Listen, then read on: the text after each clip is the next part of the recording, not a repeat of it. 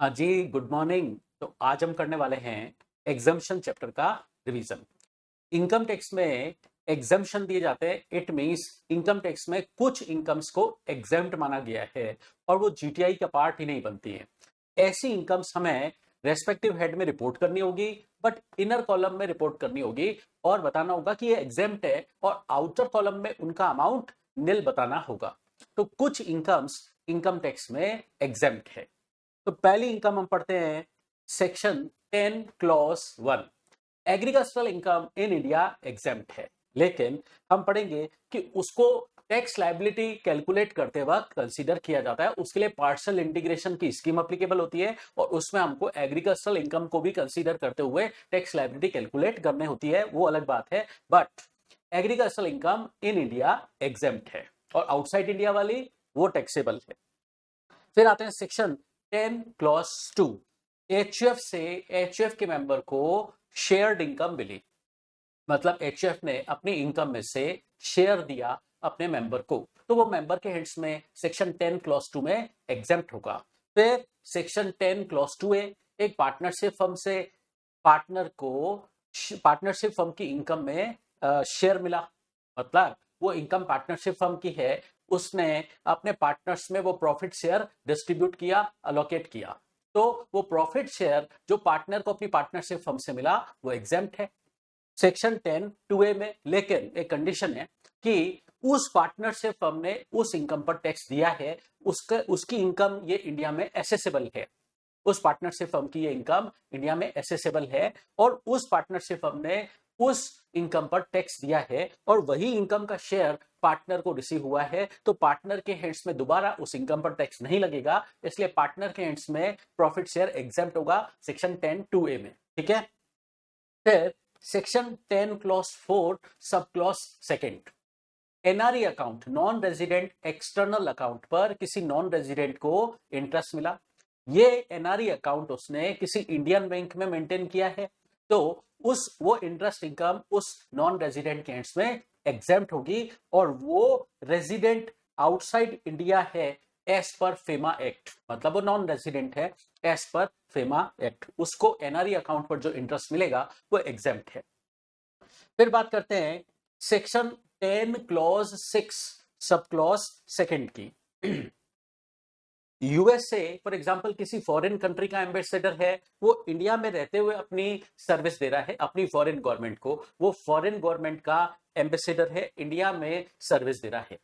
ठीक है, तो उसकी ये सर्विस का रेम्युनरेशन उसको इंडिया में मिल रहा है, ये उसको इंडिया में टैक्सेबल नहीं होगा। मतलब फॉरेन एम्बेसडर इंडिया में सर्विस दे रहा है, वो फॉरेन गवर्नमेंट का एम्प्लॉय है और बट इंडिया में रहते हुए अपनी सर्विस दे रहा है, उसको रेम्युनरेशन मिल रहा है, उसका ये रेम्युनरेशन इंडिया में एग्जेम्प्ट है। ठीक है, लेकिन और ये जो फॉरेन एम्बेसडर है अपने साथ नीचे अपने सबॉर्डिनेट स्टाफ भी लेकर आता है, तो वो सबॉर्डिनेट स्टाफ भी इंडिया में रहते हुए सर्विस दे रहा है और उनको भी सैलरी उनकी रेस्पेक्टिव फॉरेन गवर्नमेंट से मिल रही है, तो वो remuneration salary in foreign staff के लिए भी जो इंडिया में काम कर रहा है अंडर फॉरेन एम्बेसडर, तो ये ऑफिस स्टाफ की भी सैलरी एग्जेम्प्ट होगी। लेकिन इसकी कुछ कंडीशंस हैं। हमारा इंडियन एम्बेसडर भी तो उस फॉरेन कंट्री में काम कर रहा होगा, तो हमारे इंडियन एम्बेसडर के रेम्युनरेशन पर वहां फॉरेन कंट्री टैक्स नहीं ले रही हो।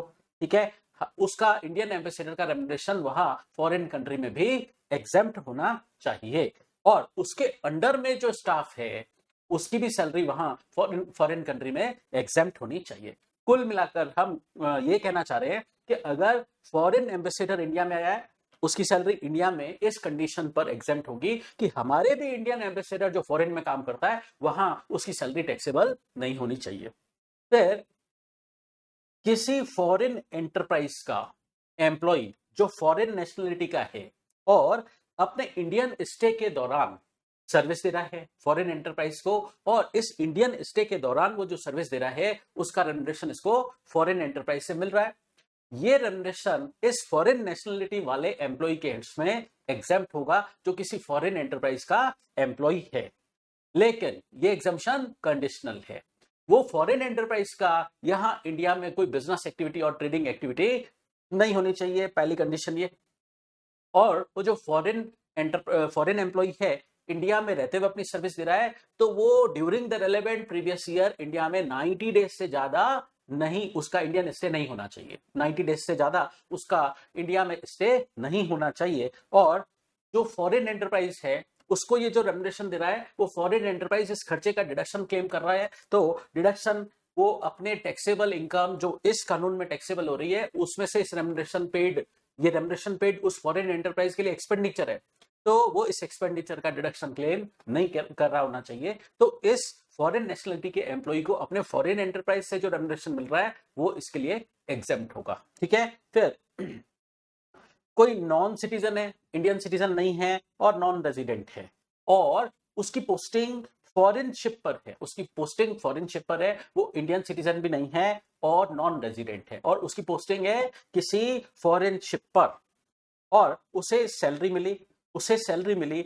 और उसका इंडियन स्टे 90 दिन से ज्यादा during the relevant previous year नहीं है, तो उसको जो सैलरी मिली इंडिया में वो एग्जेम्प्ट मानी जाएगी। ठीक है, फिर next exemption section 10 clause 6 sub clause 11।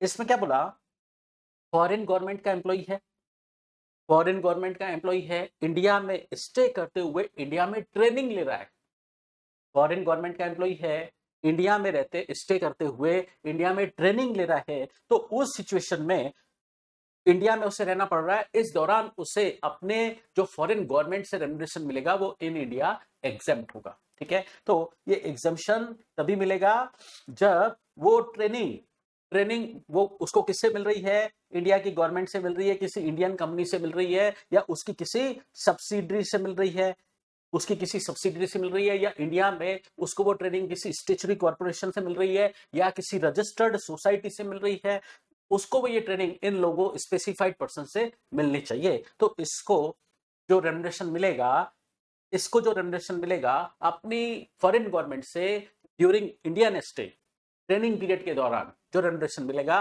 वो एग्जेम्प्ट होगा। ठीक है, फिर अगला एग्जाम्पशन है सेक्शन 10 क्लॉज 6D, रॉयल्टी और fees for technical service. Royalty और फीस फॉर टेक्निकल सर्विस किसी नॉन रेजिडेंट नॉन कॉर्पोरेट या फॉरेन कंपनी को मिली। रॉयल्टी और fees for technical service NRLC और फॉरेन कंपनी को मिली for services rendered in India और आउटसाइड इंडिया के लिए, लेकिन मिली किससे, एनटीआरओ से मिली, नेशनल टेक्निकल रिसर्च ऑर्गेनाइजेशन से मिली, तो एग्जेम्प्ट होगी। एनटीआरओ से रॉयल्टी और फीस फॉर टेक्निकल सर्विस मिली तो एग्जेम्प्ट होगी। ठीक है, फिर भोपाल गैस के विक्टिम्स को कंपनसेशन मिला, एग्जेम्प्ट है, सेक्शन 10 क्लॉज 10BB में एग्जेम्प्ट है। फिर अगला एग्जाम्पशन सेक्शन 10 क्लॉज 10BC, कोई डिजास्टर हुआ, डिजास्टर की वजह से कोई लॉस और डैमेज हुआ, उसकी वजह से कंपनसेशन मिला, कंपनसेशन मिला किसी इंडिविजुअल को या उस इंडिविजुअल की डेथ हो गई तो उसके लीगल हेयर्स को मिला, क्यों मिला, ड्यू टू डिजास्टर। अब सुनिए, कंपनसेशन किससे मिला, सेंट्रल गवर्नमेंट, स्टेट गवर्नमेंट या किसी लोकल अथॉरिटी से मिला तो ही एग्जेम्प्ट है, अगर किसी एनजीओ से मिला कंपनसेशन तो टैक्सेबल है। ठीक है, एग्जम्पशन तभी है जब ये कंपनसेशन मिला सेंट्रल गवर्नमेंट, स्टेट गवर्नमेंट और लोकल अथॉरिटी से। ठीक है, अच्छा, ये एग्जम्पशन भी कंडीशनल है।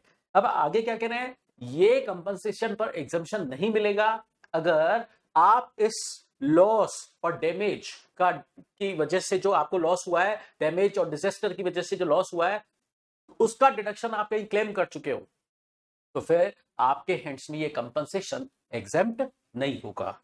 ठीक है, फिर सेक्शन 1010D बहुत ज्यादा इंपॉर्टेंट, लाइफ इंश्योरेंस पॉलिसी की मैच्योरिटी प्रोसीड एग्जेम्प्ट होगी।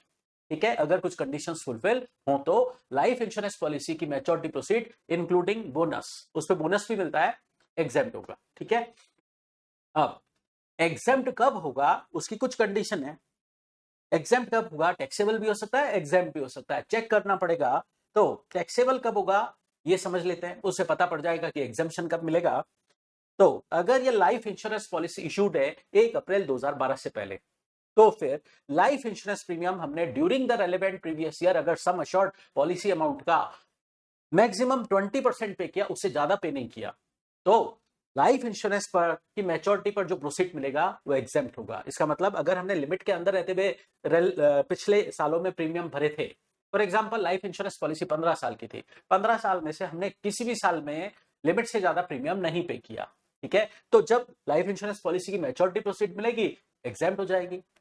लेकिन हमने मान लीजिए पॉलिसी 15 साल की है, तो हमने मान लीजिए एक भी साल में हमने लिमिट से ज्यादा प्रीमियम भरा, तो फिर जब मैच्योरिटी प्रोसीड मिलेगी वो टैक्सेबल होगी, ठीक है।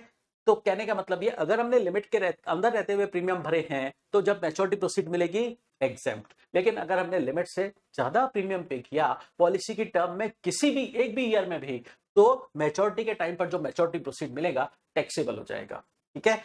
तो अगर पॉलिसी हमारी ऑन और आफ्टर 1 अप्रैल 2012 है, तो उस केस में सम अश्योर्ड यानी पॉलिसी अमाउंट का ज्यादा से ज्यादा 10% प्रीमियम भरे। अगर प्रीमियम इससे ज्यादा भरा है तो लाइफ इंश्योरेंस पॉलिसी की मैच्योरिटी प्रोसीड टैक्सेबल हो जाएगी।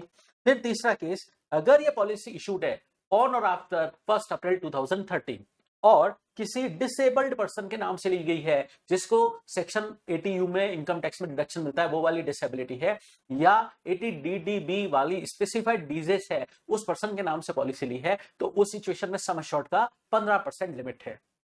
प्रीमियम 15% से ज्यादा पे नहीं करना है पॉलिसी के पूरे टर्म में किसी भी ईयर में। अगर पॉलिसी के पूरे टर्म में किसी भी ईयर में आपने 15% से ज्यादा प्रीमियम भरा, तो जब भी मैच्योरिटी प्रोसीड मिलेगा वो टैक्सेबल हो जाएगा। तो कुल मिलाकर कहानी इतनी है कि पॉलिसी के पूरे टर्म में आपको लिमिट के अंदर रहते हुए प्रीमियम भरने हैं, तब जाके मैच्योरिटी पे जो पैसा मिलेगा वो एग्जाम्प्ट होगा। लेकिन अगर आपने पूरे टर्म में किसी भी एक साल में लिमिट से ज्यादा प्रीमियम भर दिया, तो फिर जब मैच्योरिटी प्रोसीड मिलेगी तो टैक्सेबल हो जाएगी।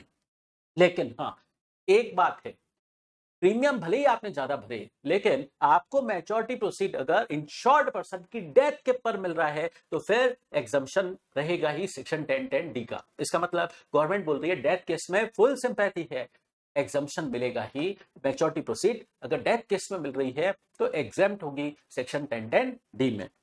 फिर की मैन इंश्योरेंस पॉलिसी की मैच्योरिटी प्रोसीड हर हाल में टैक्सेबल होगी। देखिए, की मैन इंश्योरेंस पॉलिसी एम्प्लॉयर लेता है एम्प्लॉय के लिए, ऐसा एम्प्लॉय जो उसके लिए बहुत इंपॉर्टेंट है, उसके लिए वो उसको कीमैन मानता है, तो उसके लिए वो कीमैन इंश्योरेंस पॉलिसी लेता है।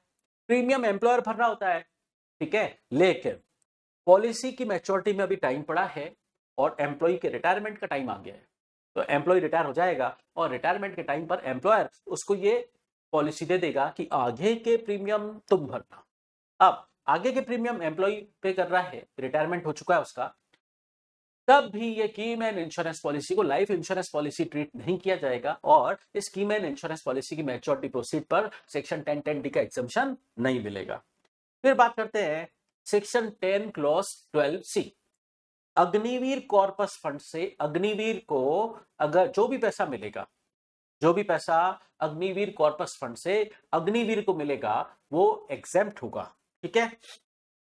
फिर section 10 clause 13, ASF approved superannuation fund का पूरा पैसा आपने एज इट इज ट्रांसफर कर दिया एनपीएस में, नोटिफाइड पेंशन स्कीम में, या हम बोले नेशनल पेंशन स्कीम में ट्रांसफर कर दिया एज इट इज। एएसएफ से एनपीएस में एज इट इज पैसा ट्रांसफर कर दिया, तो इसका मतलब एनपीएस से विड्रॉल हुआ था नहीं, एएसएफ से पैसा एज इट इज एनपीएस में चला गया, तो मतलब एएसएफ से विड्रॉल हुआ था, तो ये एग्जेम्प्ट रहेगा क्योंकि एएसएफ की विड्रॉल आपने एज इट इज एनपीएस में ट्रांसफर कर दी, ठीक है। फिर सेक्शन 10 क्लॉज 15 का एग्जम्पशन किस पर, गोल्ड मोनेटाइजेशन स्कीम गवर्नमेंट ने निकाली थी 2015 में, उसमें डिपॉजिट सर्टिफिकेट इशू किए, लोगों को बोला आप अपने घरों में रखा हुआ सोना गोल्ड आकर बैंक में जमा करा दीजिए, बैंक बदले में आपको डिपॉजिट सर्टिफिकेट इशू कर देगा। इस डिपॉजिट सर्टिफिकेट को हम कैपिटल एसेट भी नहीं मानेंगे, ये डिपॉजिट सर्टिफिकेट ट्रेडेबल होते हैं, आप इनको बेचो ट्रांसफर करो, बट ये कैपिटल एसेट नहीं है तो इनका कैपिटल गेन भी टैक्सेबल नहीं होता है, ठीक है। अब सवाल आता है क्या इन डिपॉजिट सर्टिफिकेट पे इंटरेस्ट मिलता है? यस, इंटरेस्ट मिलता है और ये इंटरेस्ट सेक्शन 10 क्लॉज 15 में एग्जेम्प्ट है। फिर किसी स्टूडेंट को स्कॉलरशिप मिली, उसकी cost of education meet out करने के लिए, कितना भी अमाउंट मिला, चाहे किसी भी सोर्स से स्कॉलरशिप मिली, तो स्टूडेंट के हैंड्स में एग्जेम्प्ट होगी, सेक्शन 10 क्लॉज 16 में एग्जेम्प्ट होगी।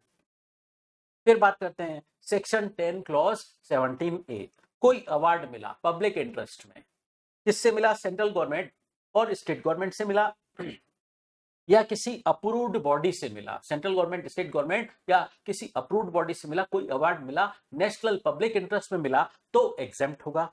एंड या कोई रिवार्ड मिला, सेंट्रल गवर्नमेंट और स्टेट गवर्नमेंट से मिला और पब्लिक इंटरेस्ट में मिला और अप्रूव्ड पर्पस के लिए मिला तो भी एग्जेम्प्ट होगा। तो अवार्ड और रिवार्ड पब्लिक इंटरेस्ट में मिले, सेंट्रल गवर्नमेंट स्टेट गवर्नमेंट से मिले, एग्जेम्प्ट हैं सेक्शन 10 क्लॉज 17A में। ठीक है, फिर सेक्शन 10 क्लॉज 17D, कोई अवार्ड और रिवार्ड मिला, चाहे कैश में मिला चाहे काइंड में मिला, इंडिविजुअल को मिला तो एग्जेम्प्ट है, और किसी को मिला तो टैक्सेबल है। इंडिविजुअल को मिला तो एग्जेम्प्ट है, चाहे कैश में मिला चाहे काइंड में मिला। ठीक है, अगर वो अवार्ड और रिवार्ड अनाउंस किया है सेंट्रल गवर्नमेंट और स्टेट गवर्नमेंट ने या किसी अप्रूव्ड बॉडी ने तो एग्जेम्प्ट होगा, अगर इंडिविजुअल को मिला एग्जेम्प्ट है। फिर बात करते हैं सेक्शन 10 क्लॉज 18 की। पेंशन मिली किसको? एक ऐसे पर्सन को जो सेंट्रल गवर्नमेंट और स्टेट गवर्नमेंट की सर्विस में था, मतलब गवर्नमेंट एम्प्लॉय था और वो अवार्डेड, उसको अवार्ड मिला था परमवीर चक्र, महावीर चक्र और वीर चक्र या ऐसा कोई ग्लैंट्री अवार्ड मिला था उसको। ठीक है, तो ऐसा अगर कोई उसको अवार्ड मिला है और वो गवर्नमेंट एम्प्लॉय था, अब रिटायरमेंट के बाद उसको पेंशन मिल रही है तो वो पेंशन ऐसे पर्सन के लिए एग्जेम्प्ट है सेक्शन 10 क्लॉज 18 में। अच्छा, उस पर्सन की डेथ हो गई, उस पर्सन की डेथ के बाद उसके फैमिली मेंबर्स को फैमिली पेंशन मिल रही है, वो फैमिली पेंशन भी एग्जेम्प्ट होगी। ठीक है, वो फैमिली पेंशन भी उनके फैमिली मेंबर्स के हैंड्स में एग्जेम्प्ट होगी। और यहाँ फैमिली मेंबर्स किसको माना जाएगा? स्पाउस और उस इंडिविजुअल के चिल्ड्रन को, या उसके पेरेंट्स, ब्रदर्स और सिस्टर्स जो उस पर होली और मेनली डिपेंडेंट हैं। ठीक है, मतलब dependent family members, parents, brother, sisters. ठीक है, इसके अलावा स्पाउस चाहे डिपेंडेंट हो चाहे ना हो, चाहे चिल्ड्रन डिपेंडेंट हो चाहे ना हो, उनके हैंड्स में एग्जेम्प्ट होगी फैमिली पेंशन। ठीक है, फिर सेक्शन 10 क्लॉज 19, फैमिली पेंशन मिली किसको? मिली फैमिली मेंबर्स कौन से? विडो, चिल्ड्रन और नॉमिनेटेड हेयर्स। और वो पर्सन जिसके लिए फैमिली पेंशन मिल रही है वो आर्म्ड फोर्सेस में काम करता था, मतलब आर्मी में काम करता था। आर्मी पर्सनल के फैमिली मेंबर्स को फैमिली पेंशन मिली और वो आर्मी पर्सनल की डेथ हुई थी ड्यूटी के दौरान, और उसके फैमिली मेंबर्स को फैमिली पेंशन मिली तो उनके हैंड्स में एग्जेम्प्ट होगी, सेक्शन 10 क्लॉज 19 में एग्जेम्प्ट होगी, वो अपनी ऑपरेशनल ड्यूटी के दौरान उसकी डेथ हुई थी। फिर सेक्शन 10 क्लॉज 26 AAA, सिक में इंडिविजुअल चाहे मेल हो चाहे फीमेल हो, उनको कुछ उनको इनकम एग्जेम्प्ट होगी सिक्किम स्टेट में रहते हुए उन्होंने जो इनकम कमाई है, सिक्किम स्टेट में रहते हुए उन्होंने जो इनकम कमाई है उनके लिए एग्जेम्प्ट होगी। या सिक्किम के अलावा किसी दूसरे स्टेट से इनकम मिली है, वो इंटरेस्ट और डिविडेंड के फॉर्म में ऑन सिक्योरिटीज, तो फिर वो इनकम भी सिक्किमी इंडिविजुअल के हैंड्स में एग्जेम्प्ट होगी। ये सिक्किमी इंडिविजुअल चाहे मेल हो चाहे फीमेल हो। फिर सुकन्या समृद्धि अकाउंट, आपको ध्यान है Sukanya Samriddhi account girl child के नेम में स्कीम में ओपन होती है और उसमें जो भी पैसा डिपॉजिट कराते ना उसका हमको सेक्शन 80C में डिडक्शन मिलता है। ठीक है, अब पैसा जमा होता रहा, हर साल 80C का डिडक्शन लेते रहे। जब ये 10 साल की स्कीम है, 10 साल बाद पैसा मिलेगा तो जो भी पैसा सुकन्या समृद्धि अकाउंट से रिलीज होगा एग्जेम्प्ट होगा, और उसके अंदर जो इंटरेस्ट कंपोनेंट है ना वो भी एग्जेम्प्ट होगा। तो जो भी विड्रॉवल का अमाउंट है वो भी एग्जेम्प्ट और उस पर जो इंटरेस्ट मिला वो भी एग्जेम्प्ट। फिर स्वच्छ भारत कोष क्या है? आर्टिफिशियल जुरिडिकल पर्सन है, तो पर्सन की डेफिनेशन में तो आता है, लेकिन स्वच्छ भारत कोष हालांकि आर्टिफिशियल जुरिडिकल पर्सन है लेकिन इनकी एंटायर इनकम एग्जेम्प्ट है सेक्शन 1023C क्लॉज 3 AA में। ठीक है, और क्लीन गंगा फंड भी आर्टिफिशियल जुरिडिकल पर्सन है, इसकी भी एंटायर इनकम एग्जेम्प्ट है सेक्शन 1023C क्लॉज 3 AAA में एग्जेम्प्ट है। तो क्लीन गंगा फंड और स्वच्छ भारत कोष इनकी सारी इनकम एग्जेम्प्ट है, ऑल्दो ये आर्टिफिशियल जुरिडिकल पर्सन है। ठीक है, अब बात करते हैं सेक्शन 10 AA का एग्जम्पशन। ये हम यही एग्जम्पशन है तो अभी डिस्कस कर लेते हैं कि 10 AA का एग्जम्पशन सेज यूनिट को मिलता है। जो पर्सन स्पेशल इकोनॉमिक जोन में अपनी यूनिट लगाता है उसको एग्जम्पशन मिलता है। ठीक है, अपनी बिजनेस इनकम पर वो इस एरिया में जाकर बिजनेस यूनिट लगाता है। ठीक है, तो सेज एरिया में बिजनेस यूनिट सेटअप करने पर इनकम टैक्स में सेक्शन 10AA में एग्जम्पशन मिलता है। ठीक है, तो एग्जम्पशन मिलने के लिए एलिजिबल एसएससी कौन है? जो एंटरप्रेन्योर है एज पर सेज एक्ट के सेक्शन 2J के हिसाब से वो एंटरप्रेन्योर है और उसको सेज के डेवलपमेंट कमिश्नर से लेटर ऑफ अप्रूवल मिला हुआ है कि यस आप सेज एरिया में आइए और बिजनेस यूनिट लगाइए। ठीक है, तो उसको सेज के डेवलपमेंट कमिश्नर से अप्रूवल लेटर होना चाहिए। और उसको कौन सी इनकम पर एग्जम्पशन मिलेगा? उसको इनकम हुई है मैन्युफैक्चरिंग एक्टिविटी से या सेज एरिया में उसने कोई सर्विस प्रोवाइड करने के लिए यूनिट सेटअप की है। इसका मतलब उसको ये इनकम होनी चाहिए मैन्युफैक्चरिंग एक्टिविटी से या सर्विस प्रोवाइड करने की एक्टिविटी से। तो एक बात समझिए, सेज एरिया के अंदर कोई मियर ट्रेडिंग यूनिट सेटअप नहीं हो सकती, या तो वो यूनिट मैन्युफैक्चरिंग यूनिट होगी या सर्विस प्रोवाइड करने वाली यूनिट होगी। सेज एरिया के अंदर कोई मियर ट्रेडिंग यूनिट सेटअप नहीं हो सकती, किसी का रेजिडेंस भी नहीं हो सकता। ठीक है, या तो मैन्युफैक्चरिंग यूनिट वहां पर सेटअप होगी या फिर कोई सर्विस प्रोवाइड करने वाली यूनिट वहां पर सेटअप होगी। अब इनको जो इनकम होगी उस पर इनको सेक्शन 10AA में इनकम टैक्स में एग्जम्पशन मिलेगा।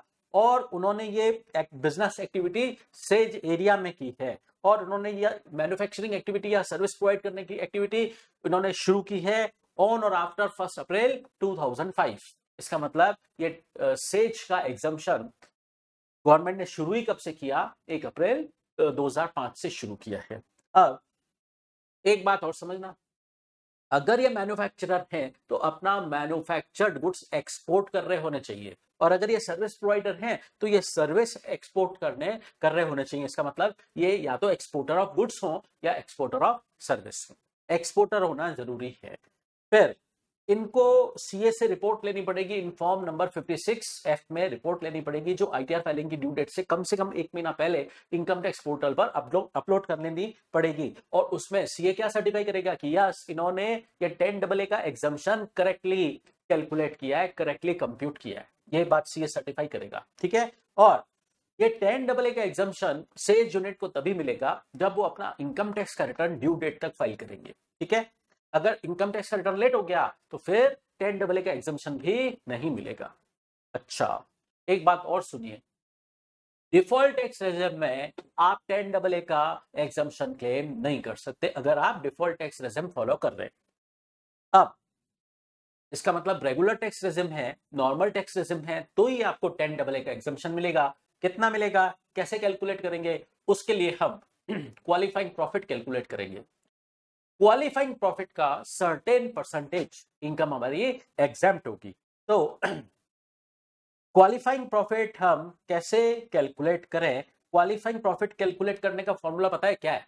इस सेज यूनिट की जो भी बिजनेस इनकम है इनटू इस सेज यूनिट का जो भी एक्सपोर्ट टर्नओवर है upon total turnover. Export turnover upon total turnover मतलब एक्सपोर्ट टर्नओवर के प्रोपोर्शन में आपको एग्जम्पशन मिलेगा। इसलिए मैंने बोला था एक्सपोर्ट करना जरूरी है, तभी आपको 10AA का एग्जम्पशन मिलेगा।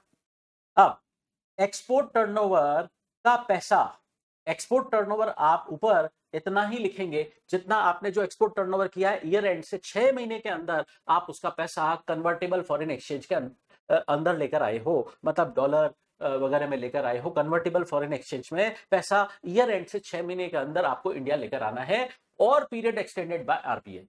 आरबीआई ये कोई अथॉरिटी पीरियड एक्सटेंड कर दे तो आप एक्सटेंडेड पीरियड के अंदर भी पैसा ला सकते हो, उसको ही एक्सपोर्ट टर्नओवर माना जाएगा। लेट पैसा लाए एक्सपोर्ट टर्नओवर का तो फिर वो एक्सपोर्ट टर्नओवर में काउंट ही नहीं होगा। और अब एक बात और, अगर आपने फॉरेन में ही सेपरेट बैंक अकाउंट ओपन किया और वो आरबीआई की परमिशन से किया और वहीं पैसा डिपॉजिट करा दिया तो हम मान लेंगे कि ये काम आरबीआई की अप्रूवल से हुआ है, तो यस ये हम आपका एक्सपोर्ट टर्नओवर मान लेंगे, भले ये पैसा एक्चुअली इंडिया में नहीं आया और फॉरेन में ही सेपरेट बैंक अकाउंट में डिपॉजिट आपने करा दिया तो भी हम इसको एक्सपोर्ट टर्नओवर मान लेंगे।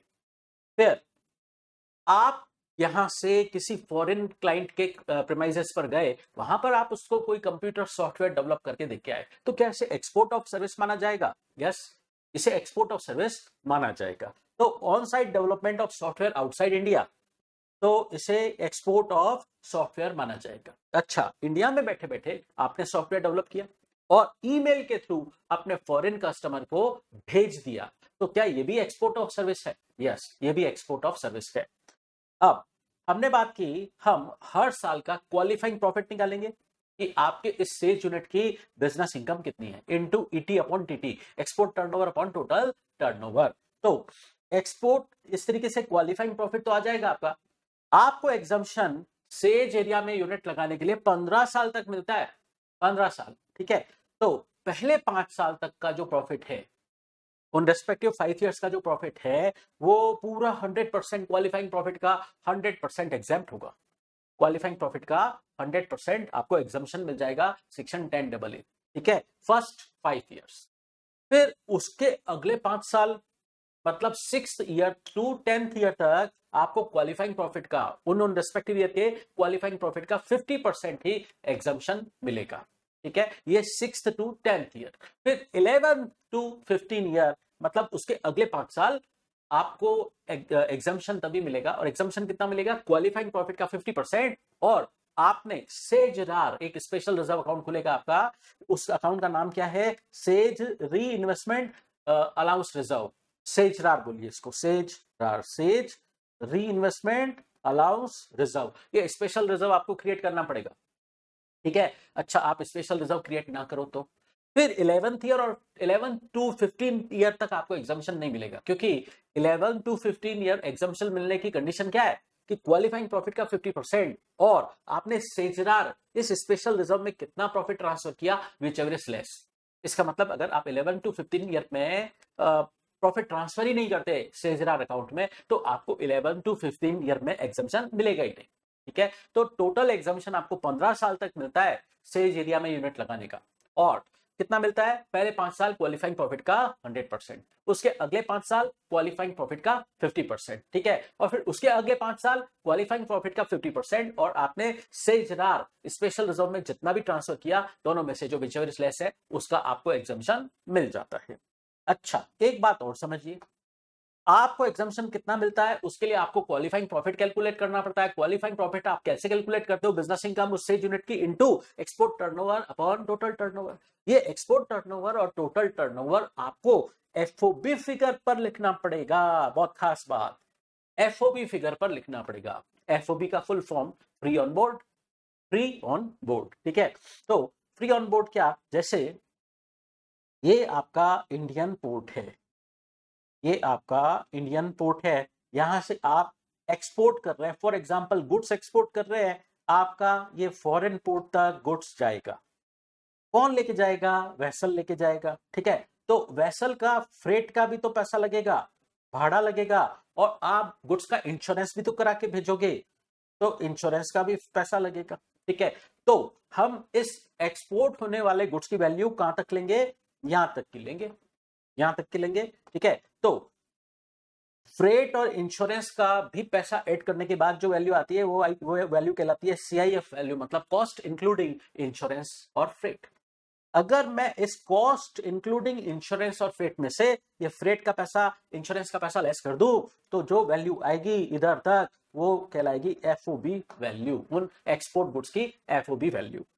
तो इंटरनेशनल ट्रेड एक्सपोर्ट इंपोर्ट करते हैं ना, तो उस केस में दो वैल्यूज काम की होती है, एफओबी वैल्यू और सीआईएफ वैल्यू, ठीक है। तो एफओबी वैल्यू और सीआईएफ वैल्यू क्या होती है समझते हैं। सीआईएफ का फुल फॉर्म क्या है? Cost including insurance and freight. और एफओबी का फुल फॉर्म क्या है? Free on board. अगर मैं एफओबी वैल्यू मुझे निकालनी, कैसे निकालूंगा? सीआईएफ वैल्यू में से दो चीजें मैं लेस करूंगा, freight, telecommunication charges, insurance attributable to the delivery of the article or things outside India, और लेस इसमें से करूंगा expenses incurred in foreign currency for providing technical services outside India। ये दो चीजें मैं लेस कर दूंगा सीआईएफ वैल्यू में से, तो एफओबी वैल्यू आ जाएगी। बात ध्यान से सुनिए, इधर आप जो भी एक्सपोर्ट टर्नओवर लिखोगे और टोटल टर्नओवर लिखोगे, ये दोनों आपको एफओबी फिगर पे लिखने हैं। अब अदर पॉइंट्स इससे रिलेटेड समझते हैं। ये सेक्शन 10AA वैसे है तो एग्जम्पशन, एग्जम्पशन है तो इसका इफेक्ट जीटीआई से पहले दे क्या? वैसे एग्जम्पशन का इफेक्ट जीटीआई से पहले दिया जाता है, लेकिन इसका प्रेजेंटेशन एज इफ डिडक्शन करना होगा। इसका मतलब जीटीआई के बाद लेस करना है इसको। NAA का एग्जम्पशन वैसे नाम का एग्जम्पशन है, लेकिन इसका इफेक्ट डिडक्शन की तरह दिया जाएगा, इसलिए काफी लोग इसको एग्जम्पशन बोलते ही नहीं है, डिडक्शन बोलते हैं। सेक्शन 10AA का डिडक्शन, क्योंकि ये जीटीआई के बाद ही लेस होगा। ठीक है, अब एक बात और समझना, एक पर्सन है जो सेज एरिया के अंदर स्पेसिफाइड बिजनेस 35AD वाला बिजनेस सेज एरिया के अंदर लगाता है। अब उस पर्सन का कहना है कि मैंने 35AD वाला स्पेसिफाइड बिजनेस लगाया है, तो मुझे 35AD का भी डिडक्शन मिलेगा, और चूंकि मैंने ये बिजनेस सेज एरिया में लगाया है तो मुझे 10AA का भी एग्जम्पशन मिलेगा। तो गवर्नमेंट ने क्लैरिफाई किया है कि अगर आप 35AD का डिडक्शन लेते हो तो आपको 10AA का एग्जम्पशन नहीं मिलेगा, और अगर 10AA का एग्जम्पशन लेते हो तो आपको 35AD का डिडक्शन नहीं मिलेगा। ठीक है, इसका मतलब दोनों लड्डू में से आपको एक ही लड्डू मिलेगा। समझे बात? या तो 35AD का डिडक्शन लो या फिर 10AA का एग्जम्पशन लो, दोनों साथ साथ नहीं मिल सकते। ठीक है, ये था आपका 10AA का एग्जम्पशन जो सेज एरिया में यूनिट लगाने पर मिलता है। चलिए, तो इसके साथ भी ये चैप्टर कंप्लीट।